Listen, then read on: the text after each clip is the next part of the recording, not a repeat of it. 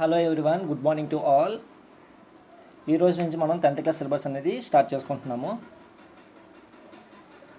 నా పేరు బాలాజీ. నేను వచ్చేసరికి మ్యాథమెటిక్స్ తీసుకుంటాను.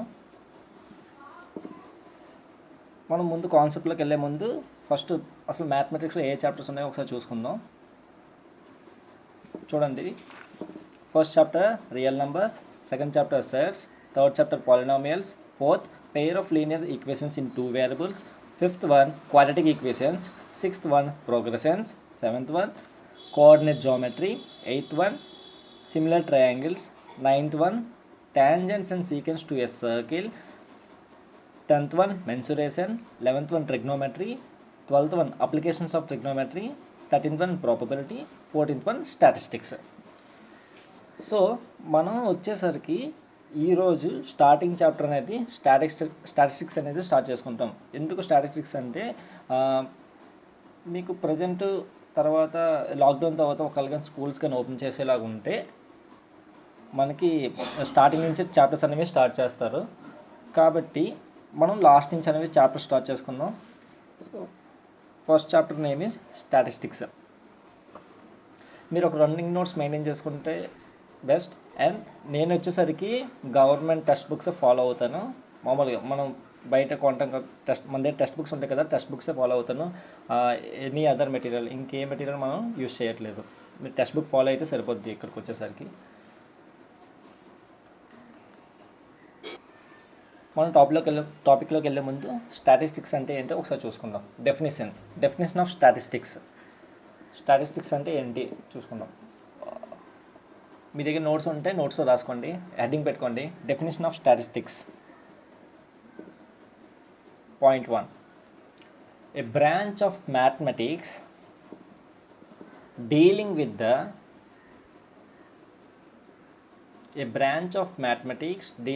The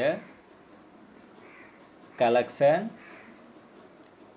analysis,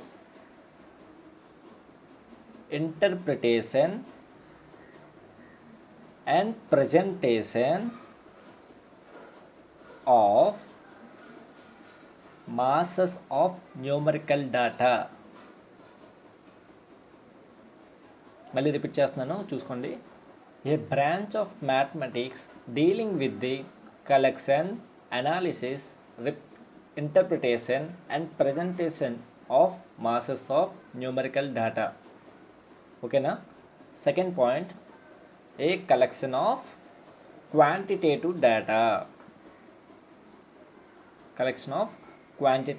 data. ఓకేనా? రాసుకున్నారా? నెక్స్ట్ టాపిక్లోకి వెళ్దాం మనం. మీద టెక్స్ట్ బుక్స్ ఉంటే చాప్టర్ 14 టెక్స్ట్ బుక్లో చాప్టర్ 14 పేజ్ నెంబర్ 323 ఓపెన్ చేసి కూర్చోండి. మనకి text book starting statistics chapter ఇలా ఉంటుంది. Introduction.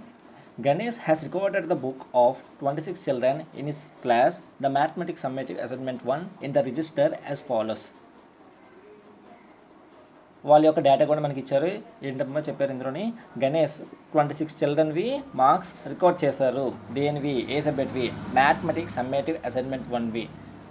Total 26 members student details మనకి ఇక్కడ ఇచ్చారు. వాటి నేమ్స్ చూసుకోండి.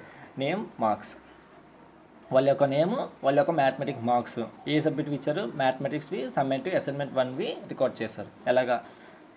అర్జున్ 76 మార్క్స్, కామిని 82 మార్క్స్, సాఫిక్ 64, కేశవ్ 53, లతా 90, రాజేందర్ 27, రాము 34, సుధా 74, కృష్ణ 76, సోము 65, గౌరీ 47, ఉపేంద్ర 54, రామయ్య 36, నారాయణ 12, సురేష్ 24, దుర్గా 39, శివ 41, రహీం 69, రాధా 73, కార్తిక్ 94, జోసఫ్ 89, ఇక్రమ్ 64, లక్ష్మి 46, సీత 19, రిహానా 53, అనిత 69. ఓకేనా? కింద నేను ఇచ్చారు ఒకసారి చూసుకోండి. In the data given is the listed above organized why or why not. His teacher asked him to report on how his class student had performed in mathematics their summative assignment 1. అంటే teacher question వేశారు, ఇంతమంది ఉన్నాయి కదా, ఎవరికి ఎన్ని marks వచ్చాయి, ఎవరికి A grade ఇవ్వాలి అని ఒక టీచర్ అనేవారు క్వశ్చన్ చేశారనమాట. అప్పుడు గణేష్ మాత్రం ఇలా సింపుల్గా ఎలా చేశారంటే, అంటే మనం ఒక స్టూడెంట్ మార్క్స్ని గుర్తుపెట్టుకోవాలి, ఏ స్టూడెంట్కి ఎన్ని మార్క్స్ వచ్చాయో గుర్తుపెట్టుకోవాలంటే మనకి కష్టం. 26 మెంబర్స్ అంటే లైన్గా మనకి గుర్తుపెట్టుకోవాలంటే కష్టం. సో గణేష్ వచ్చేసరికి ఎలా చేశారు అంటే, Ganesh made the following table to understand the performance of his class. ఎలా తీసుకున్నారు, ఒక స్టాటిస్టికల్ ఆర్డర్లో తీసుకున్నారు అన్నమాట. ఎలాగంటే ఇన్ని గ్రూప్ ఆఫ్ స్టూడెంట్స్కి ఇన్ని మార్క్స్ వచ్చాయి, ఇన్ని స్టూడెంట్స్కి ఇన్ని మార్క్స్ నుంచి ఇన్ని మార్క్స్ లోపు ఇంత స్కోర్ చేశారు వాళ్ళు, అలా చేశారనమాట. ఎలా చేశారంటే marks, number of children 0 to 33 marks వచ్చేసరికి 4 చిల్డ్రన్ వచ్చాయి. 34 to 50 వచ్చేసరికి 6 మెంబర్స్కి, 51 to 75 వచ్చేసరికి 10 మెంబర్స్కి, 76 to 100 వచ్చేసరికి 6 మెంబర్స్కి. అంటే గణేష్ వచ్చేసరికి ఇలా ఫామ్ చేశారనమాట statistical order. Is the data given in the about table grouped or ungrouped? About table వచ్చేసరికి మనకి గ్రూప్డా అన్గ్రూప్డా చూద్దాం. He showed this table to his teacher and the teacher appreciated him for organizing the data to be understood easily. అంటే తను చేసింది వాళ్ళ టీచర్కి చూపించారు, టీచర్ ఏమొచ్చో అతనికి అప్రిషియేట్ చేశారు. ఎందుకంటే సింపుల్గా ఈజీగా అండర్స్టాండ్ చేసుకునే విధంగా ఉన్నాయి కాబట్టి. ఎలాగా, ఇప్పుడు ముందు ఒకసారి బిఫోర్ పేజ్కి వెళ్ళండి. ఇలా వచ్చేసి సింగిల్ స్టూడెంట్కి సింగిల్ మార్క్స్ ఇలా గుర్తుపెట్టుకున్నది కనుక మనకు వచ్చేసరికి ఇలాగా, అంటే నెంబర్ ఆఫ్ మార్క్స్ ఇంత నుంచి ఇంతవరకు వచ్చిన వాళ్ళు ఎంతమంది, అలా ఒక డేటా అంతా ఒక్క దగ్గరే సింపుల్గా 4 లైన్స్లో కలెక్ట్ చేసి పెట్టారు కాబట్టి వాళ్ళు టీచర్ అనేవారు అప్రిషియేట్ చేశారు. We can see that most children have got marks between 51 to 75. ఇప్పుడు మనకి ఎన్ని మార్క్స్ అంటే హైయెస్ట్ ఇంత పర్సంటేజ్ ఆఫ్ మార్క్స్, ఎక్కువ percentage of marks A category స్టూడెంట్స్కి వచ్చాయి, 51 to 75 మిడిల్ ఉన్న మార్క్స్ వాళ్ళకి ఎక్కువ కేటగిరీ వచ్చాయి. ఎంతమంది స్టూడెంట్స్కి వచ్చాయి 51 to 75 మార్క్స్? 10 స్టూడెంట్స్కి వచ్చాయి. Do you think Ganesh would have use smaller range? Why or why not? In the previous class you had learn, అంటే మీరు ఆల్రెడీ 9th నేర్చుకుని ఉంటారు. You had learn the difference between grouped and ungrouped data as well as how to present this data in the form of tables. అంటే టేబుల్స్లోని మనం ఎలా form చేయాలి ఒక డేటా అనేది, అవన్నీ మీరు ప్రీవియస్ క్లాస్లో చూసుంటారు. ఎలాగంటే range. You had also learn to calculate the main value of ungrouped data. Let us recall this learning and then learn to calculate the mean, median and mode for grouped data. మనకి ఇచ్చింది grouped data, so వాటికి మనం calculate చేసుకుందామని చెప్పారు. Mean of ungrouped data. As we know, the mean or average of observation is the sum of values of all the observations divided by the total number of observation. మనకి mean అన్న average అన్న వచ్చేసరికి ఒక formula ఉంటుంది. ఏంటి అది? వచ్చేసరికి mean or యావరేజ్ది ఫార్ములా వచ్చేసరికి sum of the values of all observations divided by total number of observations. Mean or average formula ఏంటమ్మా? Sum of values of all observations upon total number of observations. రాసుకున్నారు అందరూ? Okay, let's continue. టాపిక్లోకి రండి. Let x1, x2 and so on xn be observations with respect to frequencies f1, f2 and so on fn. This means that the observations x1 occurs f1 times, x2 occurs f2 times and so on. Now the sum of all observations equal to, అంటే ఇక్కడ మనకి x value వచ్చేసరికి student యొక్క marks represent చేస్తుంది అనమాట. అదే F వచ్చేసరికి frequency means ఆ మార్క్స్. ఇప్పుడు మనకి ఏదైతే, ఇప్పుడు ఎగ్జాంపుల్ 100కి ఒక 50 వచ్చింది అనుకోండి, ఆ 50 మార్క్స్ అనేవి ఎన్ని స్టూడెంట్స్కి వచ్చాయి? 4 మెంబర్స్కి వచ్చాయనుకోండి, ఆ 4 మెంబర్స్కి కలిపి ఒక ఫ్రీక్వెన్సీ అనమాట. ఆ ఫ్రీక్వెన్సీ అనేది మనం ఫ్రీక్వెన్సీలో వేస్తాం. నెక్స్ట్ టేబుల్ చూస్తే మీకు అర్థమవుతుంది. Now, sum of the values of all observations equal to f1 x1 plus f2 x2 plus and so on plus f1 xn, and the number of observations equal to f1 plus f2 plus and so on fn. అంటే మనం ఇప్పుడు ఒక formula రాసుకున్నాం. ఎలాగా?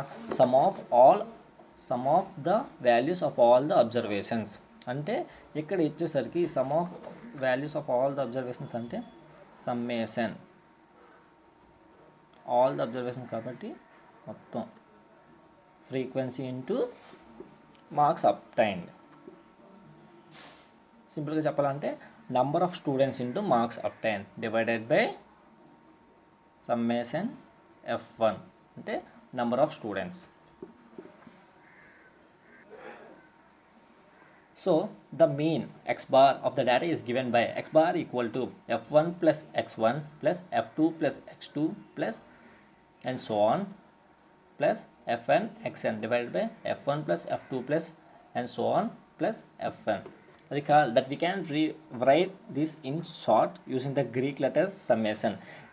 వీటిని ఇంత మన formula రాసే బదులు గ్రీక్ లెటర్ సమ్మేషన్ అనేది మనం యూస్ చేసి ఫార్ములా అనేది ఇలా రాసుకోవచ్చు. That means which means A summation. దాన్ని ఎలా రాసుకోవచ్చు అంటే X bar equal to summation f1 x1 divided by summation f1.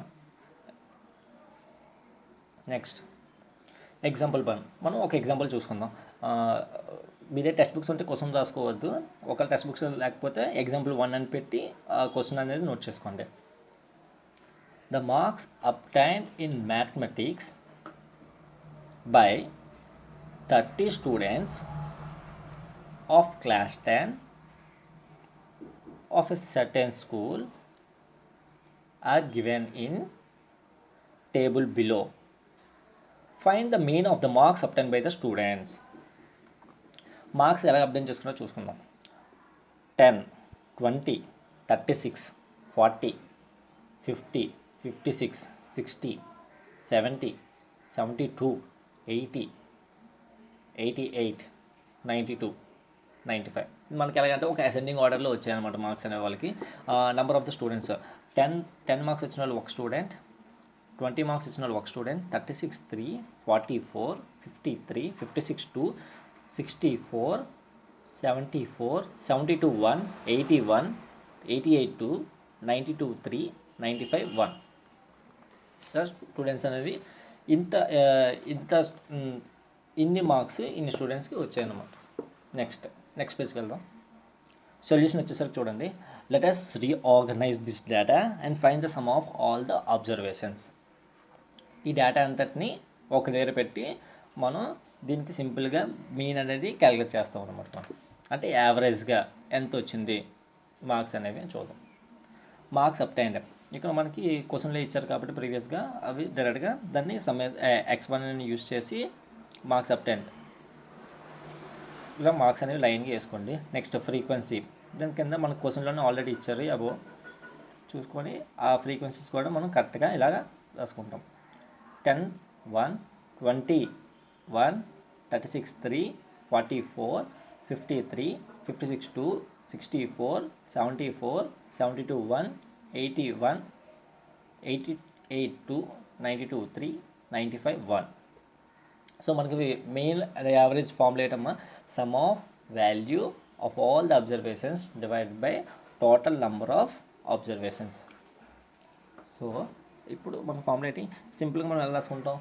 FI into ఇప్పుడు మనకి వాటి యొక్క టోటల్ రావాలంటే సమ్మేషన్ ఇది యాడ్ చేయలేం, మల్టిప్లికేషన్ చేయలేం. Summation FI XI divided by summation FI. So total చేయండి.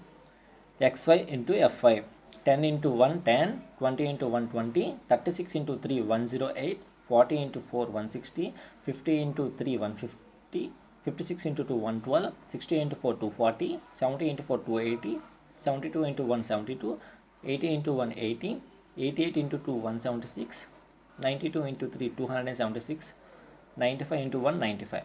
So total టోటల్ మనకి ఫ్రీక్వెన్సీ వచ్చేసరికి summation f i equal to 30.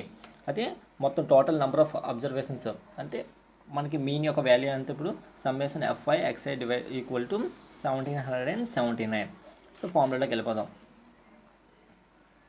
Formula ఏంటి మనకి ఆల్రెడీ ముందు ప్రీవియస్ పేజ్లో చూసుకున్నాం.